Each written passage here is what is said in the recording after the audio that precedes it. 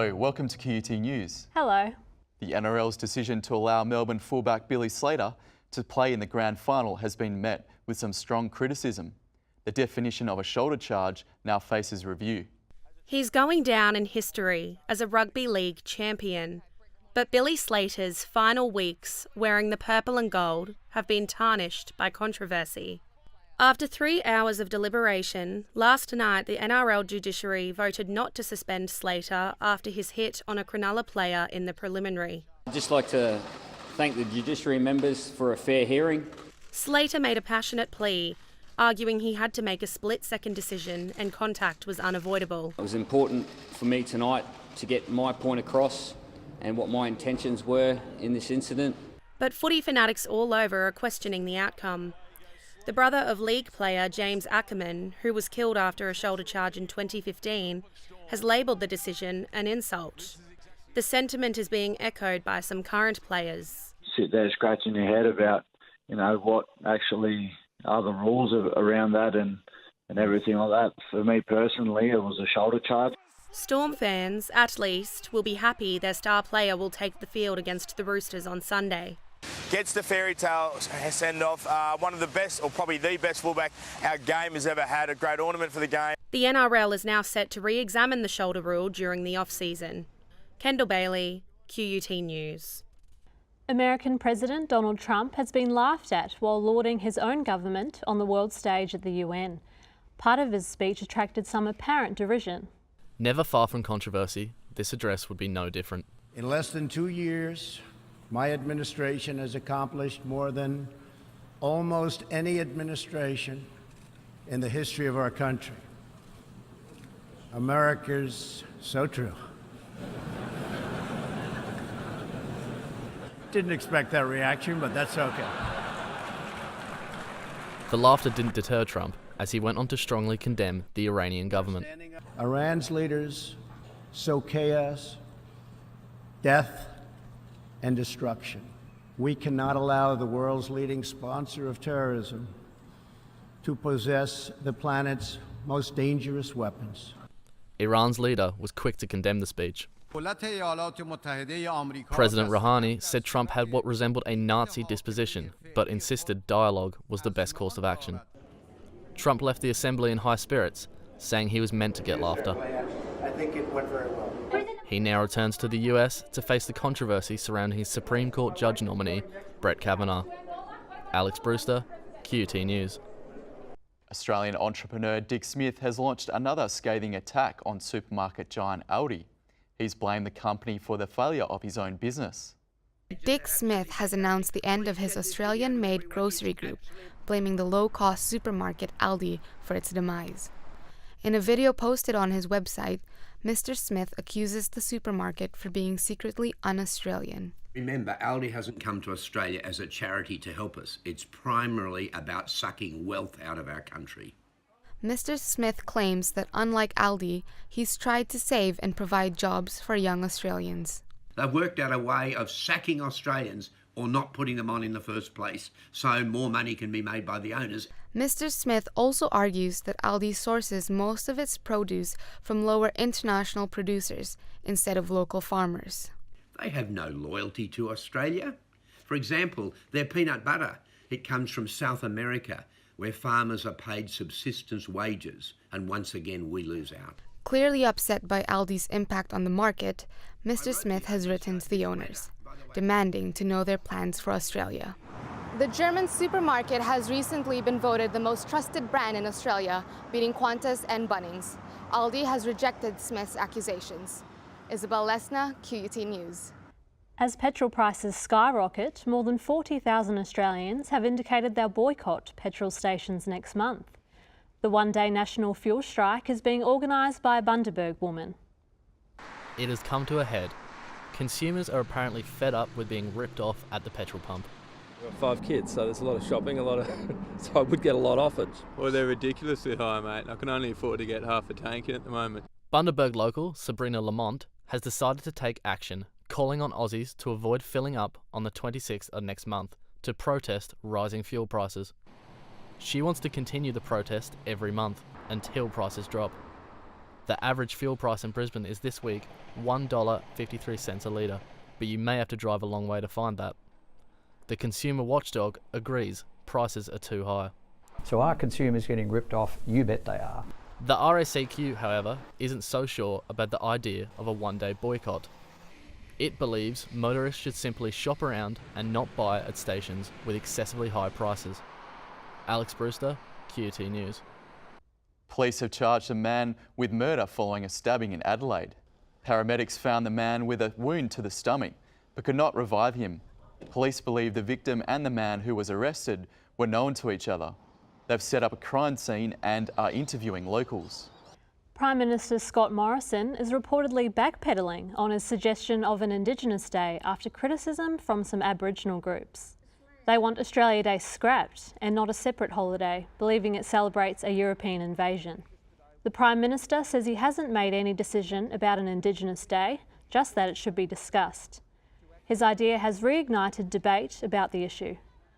Brisbane's been thrown a 6-week challenge to reduce the amount of food waste. That'll help the environment and save money.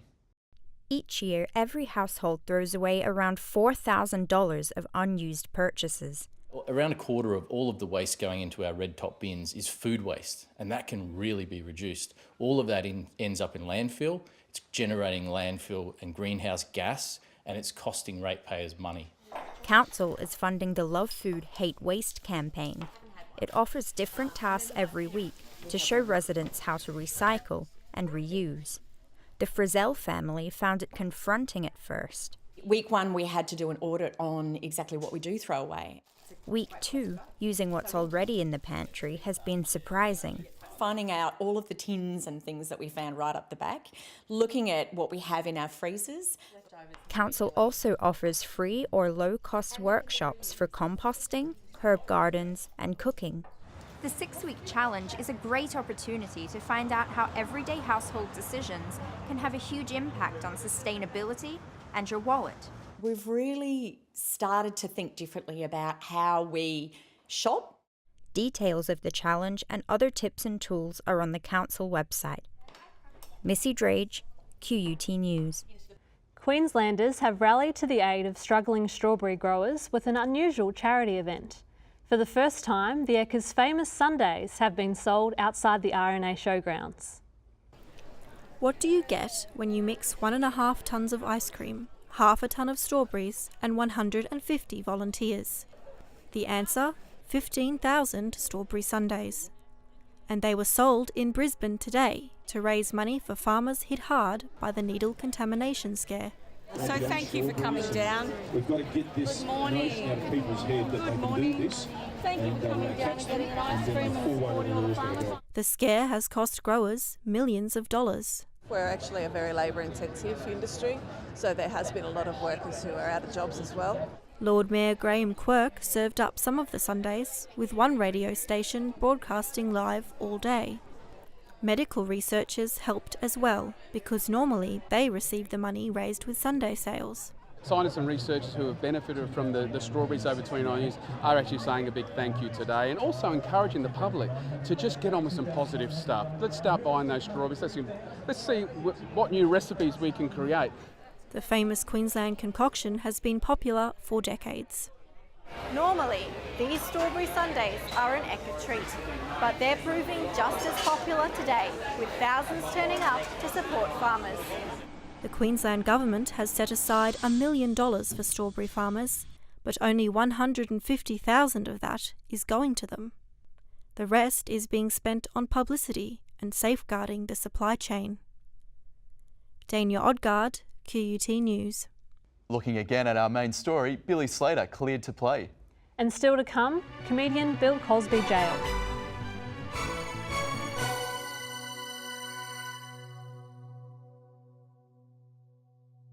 The Defence Force has spent nearly $1.3 million to effectively spy on Australian social media users. It paid IT firms to retrieve personal information and location data from Facebook, Instagram and Twitter users. Critics are concerned the information is being accessed without permission and worried about how it will be used. But an ADF spokesperson says it will help during rescue operations and natural disasters. Comedian Bill Cosby has been jailed for up to 10 years for sexually assaulting a woman 14 years ago. He was taken away in handcuffs. With his hands and feet shackled, American comedian Bill Cosby was escorted out of court to be jailed immediately. Cosby was found guilty for the drugging and sexual assault of Andrea Constand. He'll spend no less than 3 years in the Pennsylvania prison before he becomes eligible for supervised release. More than 50 other women, including model Janice Dickinson, have placed accusations against Cosby, but most complaints are too old to prosecute. Since the start of the hashtag #MeToo movement, Cosby is the first celebrity to be convicted of sexual abuse and has been officially labelled a sexually violent predator. Rebecca Durant, QUT News. The British Labour Party believes the nation could hold a second referendum on Brexit, but Prime Minister Theresa May has rejected the notion outright. Britain's chances of holding a second referendum on Brexit remain open after the Labour Party voted overwhelmingly in favour of keeping that option alive. But Prime Minister Theresa May says she'll press on with her proposals in keeping with public interest. No second referendum. The people voted. We will deliver on that vote. May is yet to reach a deal on the future of the nation, with just over 6 months until Britain is set to leave the European Union. First of all, we're still in the negotiations. We've put our proposal on the table. The European Union has said they have concerns with that proposal. May is fighting back against those who say they'll have to choose between her Brexit blueprint and crashing out of the EU. Today, May will address the United Nations General Assembly and discuss Brexit and trade. Bridget O'Brien, QUT News. French animal rights activists have protested over the use of fur on catwalks. It follows a ban on fur at London's Fashion Week. The group People for Ethical Treatment of Animals, commonly referred to as PETA, took their message to the Eiffel Tower calling for a ban of fur from catwalks. Posters demanding a fur-free Paris Fashion Week. Isabelle Coët, a spokesperson for PETA, says, following the good news that London Fashion Week was stopping the use of fur, they want Paris to do the same. In recent years, there's been rising numbers of anti-fur protests, which grew from 25 in 2016 to more than 250 last September. It seems all the controversy is finally having an impact on major fashion houses. She says more and more brands and designers have stopped using fur since last year, including Armani, John Galliano, Versace and Burberry. For many younger clients, fur no longer represents luxury, and fashion houses are listening to the changing tastes of people. Cynthia Taylor, QUT News.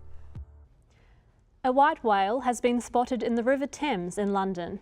Marine experts are concerned the mammal may have lost its pod. Hundreds of miles away from its Arctic home, the whale was seen surfacing in the Thames, near Colehorse, Essex. Marine experts believe it's a beluga, but are urging the public to watch the mammal from the shore. Whale conservationists are asking whale watchers to not disturb the animal, fearing the attention might increase the animal's distress. In 2006, a northern bottlenose whale, now known as the Thames River whale, died after striding itself in the river. This sighting of a beluga is extremely rare and usually only occurs off the coast of Scotland. Isabel Alesna, QUT News. Meghan Markle has attended an art exhibition solo. It was the first official engagement for the Duchess without another royal by her side. Exactly 1 year after Meghan Markle and Prince Harry appeared together publicly at the Invictus Games in Toronto, the Duchess of Sussex has stepped out without her husband, this time for a night at the Royal Academy of Arts in London. She attended a preview of the Oceania exhibition, which spans 500 years of Melanesian, Micronesian, Polynesian and New Zealand history. There, she was welcomed by guests with an official Maori greeting and captivated by a traditional singing performance.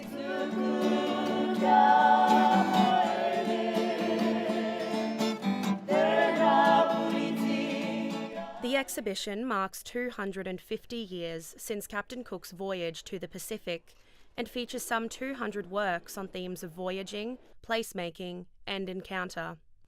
It's perhaps a preview of what's to come for Meghan, who will be setting off for the Pacific with her husband next month. The trip will take them to Sydney for the Invictus Games, the event Prince Harry founded for sick and wounded veterans. Kendall Bailey, QUT News. As the Billy Slater incident indicates, sports referees have a tough job. They aren't always treated fairly by spectators, and QUT research shows people often don't understand them. Referees. They're often more hated by fans than their team's rivals. Scotty Russell is a referee and a QUT researcher. He's found fans fail to appreciate how much refs contribute to the theatre of sport. They have to take split-second decisions, and there is usually more than one right call. One of the beauties of sport is that not everybody agrees with the referee. And I think when that's at the right level, that's part of the juiciness of what we argue over and what we debate. Eddie Ward manages rugby league referees. He says refs try to make the best choices in every game. It is in the minds of most people. Most people are watching the game these days. We've got to get it right. We've got to be perfect. But we're humans. We make mistakes just like players. This is where most of us make up our minds about referees, on the sidelines. Out in the middle, referees are under enormous pressure to make the correct decision in real time. The NRL bunker, match review committee and judiciary all have the luxury of reviewing matches multiple times in slow motion. After Billy Slater's successful challenge, it's easy to see how tough a ref's job is. It's difficult being a referee, and I think there's no mistake about that. The majority of the time we get it right, and the amount of decisions the referee has to make is phenomenal in a game. And their toughest jobs of the year are this weekend. Liam Clarkson, QUT News. Now a look at the latest sport, and Collingwood's coach makes a comeback, while our cricket team weathers the heat in Pakistan. Nathan Buckley continues his comeback, taking out the AFL Coach of the Year award. It's his first win after a rough season.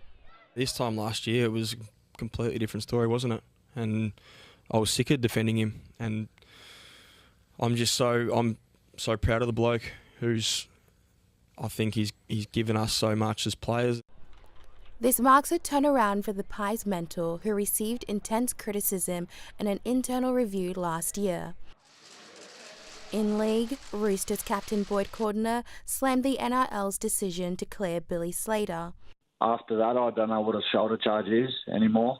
But that will no doubt fade into the background behind the Dally M Awards tonight for the best and fairest player. Warriors captain Roger Tuivasa-Sheck is tipped to take out the game's highest individual honour. Meanwhile, Australia's cricket team says Dubai's warm weather won't stop them beating Pakistan. It's a nice January day in Brisbane, so just a little bit less humidity. So it's going to be there, it's going to be for both teams, so we both have to prepare for these conditions. Cynthia Taylor, QUT News. The weather details are next with Lauren Reddiex. And no stage fright for the Queen of the Desert.